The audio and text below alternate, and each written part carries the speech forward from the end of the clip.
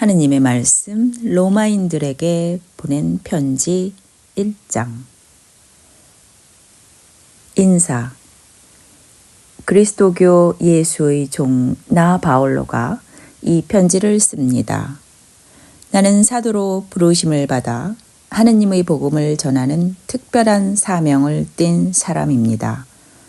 이 복음은 성서에 있는 바와 같이 일찍이 하느님께서 당신의 예언자들을 통하여 약속하신 것입니다. 그것은 다름 아닌 하느님의 아들에 관한 소식입니다. 여러분은 인성으로 말하면 다윗의 후손으로 태어나신 분이며 거룩한 신성으로 말하면 죽은 자들 가운데서 부활하심으로써 하느님의 권능을 나타내어 하느님의 아들로 확인되신 분입니다. 그분이 곧 우리 주 예수 그리스도이십니다. 내가 은총으로 사도직을 받은 것도 그분을 통해서였습니다. 이것은 모든 이방인들에게 하느님을 믿고 복종할 것을 가르침으로써 그분의 영광을 드러내기 위한 것이었습니다. 여러분도 그들과 함께 예수 그리스도의 부르심을 받았습니다. 하느님께서 사랑하셔서 당신의 거룩한 백성으로 불러주신 로마의 교우 여러분에게 문안드립니다. 하느님 우리 아버지와 주 예수 그리스도께서 내리시는 은총과 평화가 여러분에게 깃들기를 빕니다. 나는 먼저 여러분의 믿음이 온 세상에 널리 알려지고 있다는 사실에 대하여 예수 그리스도의 이름으로 나의 하느님께 감사드립니다. 나는 기도할 때마다 언제나 여러분을 기억하며 여러분을 찾아갈 기회를 하느님께서 나에게 허락해 주시기를 간구하고 있습니다. 이 사실이 거짓이 아니라는 것을 하느님께서 잘 알고 계십니다. 그 하느님은 내가 그분의 아들에 관한 복음을 전함으로써 성심껏 섬기고 있는 바로 그분이십니다. 내가 여러분을 애타게 만나보려는 것은 여러분과 함께 영적인 축복을 나눔으로써 여러분에게 힘을 북돋아 주려는 것입니다. 다시 말하면 우리가 함께 지내면서 여러분과 내가 피차의 믿음을 통하여 서로 격려를 받으려는 것입니다. 형제 여러분, 나는 여러분을 찾아가려고 여러 번 계획을 세웠으나 지금까지 길이 막혀 뜻을 이루지 못했다는 것을 알아주시기 바랍니다. 나는 다른 이방인들에게서와 같은 전도의 성과를 여러분에게서도 거두려고 했던 것입니다. 나는 문명인에게나 미개인에게나 또 유식한 사람에게나 무식한 사람에게나 똑같이 전도할 책임을 지고 있습니다. 그러므로 로마에 계신 여러분에게도 복음을 전하는 것이 나의 간절한 소원입니다. 나는 그 복음을 부끄럽게 여기지 않습니다. 복음은 먼저 유다인들에게 그리고 이방인들에게까지 믿는 사람이면 누구에게나 구원을 가져다 주시는 하느님의 능력입니다. 복음은 하느님께서 인간을 당신과 올바른 관계에 놓아주시는 길을 보여주십니다. 인간은 오직 믿음을 통해서 하느님과 올바른 관계를 가지게 됩니다. 성서에도 믿음을 통해서 하느님과 올바른 관계를 가지게 된 사람은 살 것이다 하지 않았습니까? 하느님의 진노가 불의한 행동으로 진리를 가로막는 인간의 온갖 불경과 불의를 치시려고 하늘로부터 나타납니다. 사람들이 하느님께 관해서 알 만한 것은 하느님께서 밝히 보여주셨기 때문에 너무나도 명백합니다. 하느님께서는 세상을 창조하신 때부터 창조물을 통하여 당신의 영원하신 능력과 신성과 같은 보이지 않는 특성을 나타내 보이셔서 인간이 보고 깨달을 수 있게 하셨습니다. 그러니 사람들이 무슨 핑계를 대겠습니까? 인간은 하느님을 알면서도 하느님을 받들어 섬기거나 감사하기는커녕 오히려 생각이 허황해져서 그들의 어리석은 마음이 어둠으로 가득 차게 되었습니다. 인간은 스스로 똑똑한 채 하지만 실상은 어리석습니다. 그래서 불멸의 하느님을 섬기는 대신에 썩어 없어질 인간이나 새나 짐승이나 뱀 따위의 우상을 섬기고 있습니다. 그 때문에 하느님께서는 사람들이 자기 욕정대로 살면서 더러운 짓을 하여 서로의 몸을 욕되게 하는 것을 그대로 내버려 두셨습니다. 사람들은 하느님의 진리를 거짓과 바꾸고 창조주 대신에 피조물을 예배하고 섬겼습니다. 그러나 영원히 찬양을 받으실 분은 창조주이십니다. 아멘. 인간이 이렇게 타락했기 때문에 하느님께서는 그들이 부끄러운 욕정에 빠지는 것을 그대로 내버려 두셨습니다.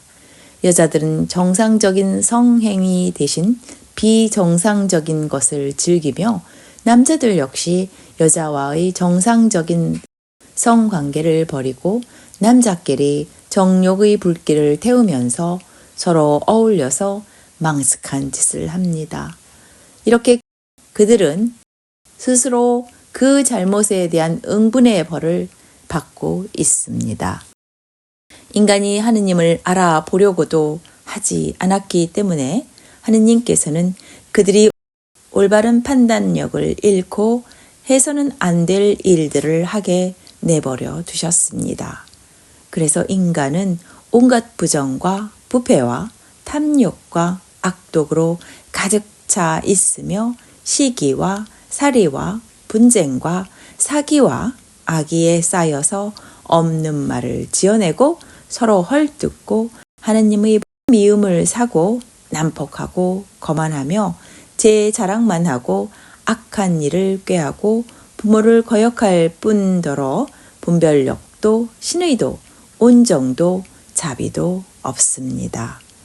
그런 모양으로 사는 자는 마땅히 죽어야 한다는 하느님의 법을 잘 알면서도 그들은 자기들만 그런 짓들을 행하는 게 아니라 그런 짓들을 행하는 남들을 두둔하기까지 합니다.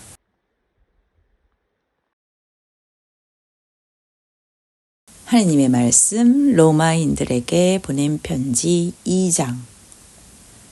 하느님의 공정한 심판. 그러므로 남을 판단하는 사람이라 하더라도 자기는 죄가 없다고 말할 수는 없습니다. 남을 판단하면서 자기도 똑같은 짓을 하고 있으니 결국 남을 판단하는 것은 바로 자기 자신을 단죄하는 것입니다. 이런 짓을 일삼는 자들에게는 하느님께서 마땅히 심판을 내리신다는 것을 우리는 알고 있습니다. 자기도 같은 짓을 하면서 남이 그런 짓을 한다고 심판하는 자가 있는데 그런 자가 하느님의 심판을 면할 것 같습니까?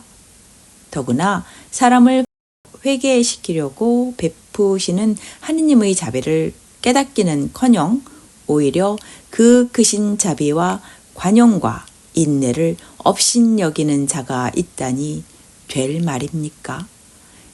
그러고도 마음이 완고해서 회개할 생각도 하지 않으니 이런 자는 하느님의 공정한 심판이 내릴 진노의 날에 자기가 받을 벌을 쌓아 올리고 있는 것입니다. 하느님께서는 각 사람에게 그 행실대로 갚아 주실 것입니다.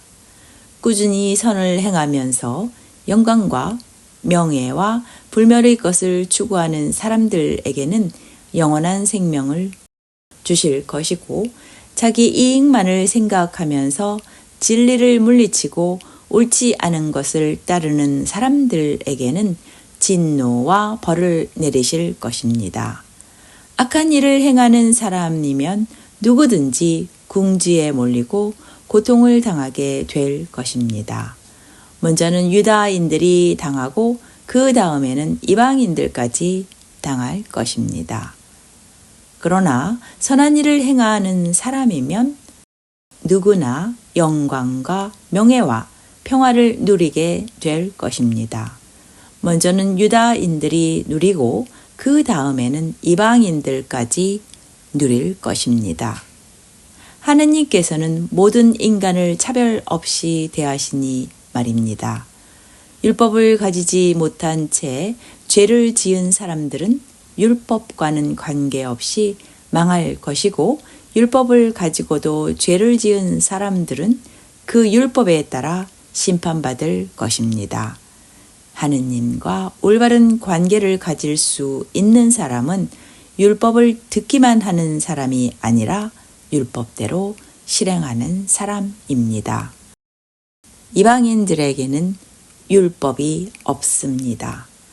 그러나 그들이 본성에 따라서 율법이 명하는 것을 실행한다면 비록 율법이 없을지라도 그들 자신이 율법의 구실을 합니다. 그들의 마음속에는 율법이 새겨져 있고 그것이 작용하고 있다는 것을 알 수 있습니다. 내가 전하는 복음이 말하는 대로 하느님께서 예수 그리스도를 통하여 사람들의 비밀을 심판하시는 그 날에 그들의 양심이 증인이 되고 그들의 이성이 서로 고발도 하고 변호도 할 것입니다. 자기가 유다인이라는 것을 내세우는 사람이 있습니다. 그는 율법에 전적으로 의지하고 하느님을 자랑하고 하느님의 뜻을 알고 율법을 배워서 사리를 분별할 줄도 알고 눈먼 사람에게는 길잡이가 되고 어둠 속을 헤매는 사람에게는 빛이 될 수 있다고 자신합니다. 그리고 그 율법에서 모든 지식과 진리의 근본을 터득하였으므로 무식한 사람에게 지도자가 되고 철없는 자들의 스승이 될 수 있다고 자신합니다. 그런 사람이 남을 가르치면서 왜 자기 자신을 가르치지 못합니까? 또 남더러는 도둑질을 하지 말라고 설교하면서 왜 자신은 도둑질을 합니까? 남더러는 간음을 하지 말라고 하면서 왜 자신은 간음을 합니까? 또 우상을 미워한다고 하면서 그 신전의 물건은 왜 훔쳐냅니까? 율법을 가졌다고 자랑하는 사람이 왜 율법을 범하여 하느님을 욕되게 합니까? 성서의 말씀대로 당신들 때문에 하느님의 이름이 이방인들 사이에서 비방을 받고 있습니다. 할례는 율법을 지키는 사람에게만 가치가 있고 율법을 지키지 않는 사람은 할례를 받았다 하더라도 받으나 마나 한 것입니다. 그러므로 할례를 받지 않은 사람이라도 율법이 명하는 것을 잘 지키기만 한다면 하느님께서는 그 사람도 할례 받은 사람이나 다름없이 보아주실 것이 아닙니까? 실제로 할례를 받지 않고도 율법을 잘 지키는 사람은 오히려 할례를 받고 기록된 율법을 갖고 있으면서도 그 율법을 어기는 사람을 심판할 것입니다. 그러므로 유다인의 겉모양만 갖추었다 해서 참 유다인이 되는 것도 아니고 몸에 할례의 흔적을 지녔다고 해서 참 할례를 받았다고 할 수도 없습니다. 오히려 유다인의 속마음을 가져야 진정한 유다인이 되며 할례도 법조문을 따라서가 아니라 성령으로 말미암아 마음에 받은 할례가 참할례입니다. 이런 사람은 사람의 칭찬을 받는 것이 아니라 하느님의 칭찬을 받습니다. 하느님의 말씀 로마인들에게 보낸 편지 3장. 그러면 유다인의 나은 점이 무엇이며 할례의 이로운 점이 무엇이겠습니까? 과연 여러모로 많이 있습니다. 무엇보다도 하느님께서 유다인들에게 당신의 말씀을 맡겨주셨다는 사실입니다. 그런데 어떤 유다인들이 신의를 저버렸다고 합시다. 그렇다고 해서 하느님께서도 신의를 저버리시겠습니까? 절대로 그럴 수 없습니다. 세상 모든 사람이 거짓말쟁이라 하더라도 하느님만은 언제나 진실하십니다. 성서에도 당신의 말씀에는 언제나 정의가 드러나고 재판을 받으시면 반드시 이기십니다. 라는 말이 있지 않습니까? 우리의 불의가 오히려 하느님의 정의를 드러낸다고 하면 어떻게 되겠습니까? 그렇다면 우리에게 진노를 내리시는 하느님을 옳지 않다고 말할 수 있겠습니까? 이것은 사람의 생각으로 하는 말이지 절대로 그럴 수 없습니다. 사실 그렇다면 하느님께서 어떻게 세상을 심판하시겠습니까? 또 나의 허위가 오히려 하느님의 진실을 더욱 드러내고 하느님의 영광의 보탬이 된다면 왜 내가 죄인으로 단정을 받아야 하느냐 하고 물을 수도 있겠습니다. 그뿐 아니라 아예 선을 드러내기 위해서 악을 행하자 하는 말이 나옴직도 합니다. 사실 내가 바로 그런 말을 한다고 하면서 나를 비방하는 사람들이 있습니다. 그들이야말로 단죄를 받아 마땅합니다. 그러면 우리 유다인이 나은 점이 무엇입니까? 아무것도 없습니다. 이미 내가 지적했듯이 유다인들이나 이방인들이나 다 같이 죄에 사로잡혀 있는 사람들입니다. 성서에도 이런 말씀이 있습니다. 올바른 사람은 없다. 단 한 사람도 없다. 깨닫는 사람도 하느님을 찾는 사람도 없다. 모두가 비뚤어져 쓸모없게 되었다. 선한 일을 하는 사람은 없다. 단 한 사람도 없다. 그들의 목구멍은 열린 무덤이며 그들의 혀는 거짓을 말하고 입술에는 독사의 독이 흐르니 그들의 입은 저주와 독설로 가득하다. 그들의 발은 피 흘리는 일에 날새며 간데마다 파괴와 비참을 남긴다. 그들은 평화의 길을 알지 못하고 그들의 눈에는 하느님을 두려워하는 기색이 없다. 우리가 알다시피 율법 아래에 사는 사람들은 그 율법이 명령하는 모든 것의 지배를 받습니다. 그래서 결국 모든 사람은 말문이 막히게 되고 온 세상은 하느님의 심판에 복종하게 된 것입니다. 그러므로 율법을 지키는 것으로는 아무도 하느님과 올바른 관계를 가질 수 없습니다. 율법은 단지 무엇이 죄가 되는지를 알려줄 따름입니다. 그러나 이제는 하느님께서 인간을 당신과 올바른 관계에 놓아주시는 길이 드러났습니다. 그것은 율법과는 아무 관계가 없습니다. 율법서와 예언서가 바로 이 사실을 증명해 줍니다. 하느님께서는 믿는 사람이면 누구나 아무런 차별도 없이 당신과 올바른 관계에 놓아주십니다. 그것은 예수 그리스도를 믿음으로써 이루어지는 것입니다. 모든 사람이 죄를 지었기 때문에 하느님이 주셨던 본래의 영광스러운 모습을 잃어버렸습니다. 하느님께서는 그리스도 예수를 통해서 모든 사람을 죄에서 풀어주시고 당신과 올바른 관계를 가질 수 있는 은총을 거저 베풀어 주셨습니다. 그리스도를 믿는 사람에게는 죄를 용서해 주시려고 하느님께서 그리스도를 제물로 내어주셔서 피를 흘리게 하셨습니다. 이리하여 하느님께서 당신의 정의를 나타내셨습니다. 과거에는 하느님께서 인간의 죄를 참고 눈 감아 주심으로 당신의 정의를 나타내셨고 오늘날에 와서는 죄를 물으심으로써 당신의 정의를 나타내셨습니다.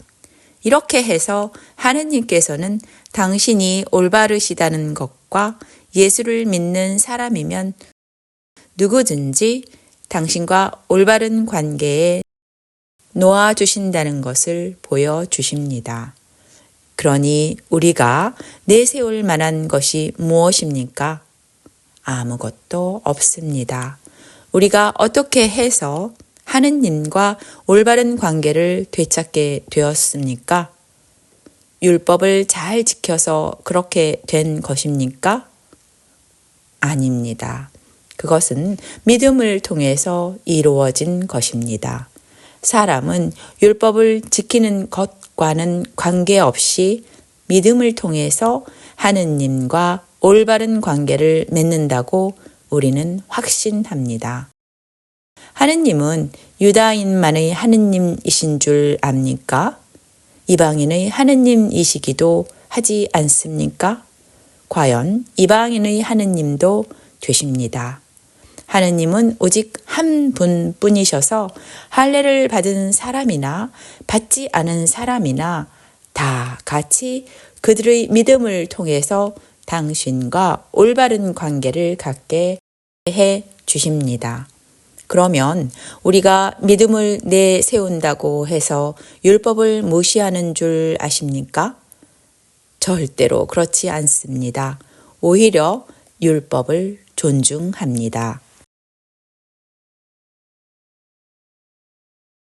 하느님의 말씀 로마인들에게 보낸 편지 4장. 아브라함의 믿음. 우리 민족의 조상 아브라함의 경우는 어떠했습니까? 만일 아브라함이 자기 공로로 하느님과 올바른 관계를 얻었다면 과연 자랑할 만도 합니다. 그러나 그는 하느님 앞에서 자랑할 것이 없었습니다. 성서에 아브라함은 하느님을 믿었고 하느님께서는 그의 믿음을 보시고 그를 올바른 사람으로 인정해 주셨다 하지 않았습니까? 공로가 있는 사람이 받는 보수는 자기가 마땅히 받을 품삯을 받는 것이지 결코 선물로 받는 것은 아닙니다. 그러나 아무 공로가 없는 사람이라도 하느님을 믿으면 믿음을 통해서 하느님과 올바른 관계를 얻게 됩니다. 하느님께서는 비록 죄인일지라도 올바른 사람으로 인정하실 수 있는 분이십니다. 그래서 다윗도 선행과는 관계없이 하느님께로부터 올바른 사람으로 인정받은 사람의 행복을 이렇게 읊었습니다. 하느님께서 잘못을 용서해 주시고 죄를 덮어두신 사람들은 행복하다. 주께서 죄 없다고 인정해 주시는 사람도 행복하다. 이러한 행복은 할례를 받은 사람만이 누리는 것입니까? 그렇지 않으면 할례를 받지 않은 사람도 누리는 것입니까? 우리는 앞에서 하느님께서는 아브라함의 믿음을 보시고 그를 올바른 사람으로 인정해 주셨다 하였습니다. 언제 그렇게 되었습니까?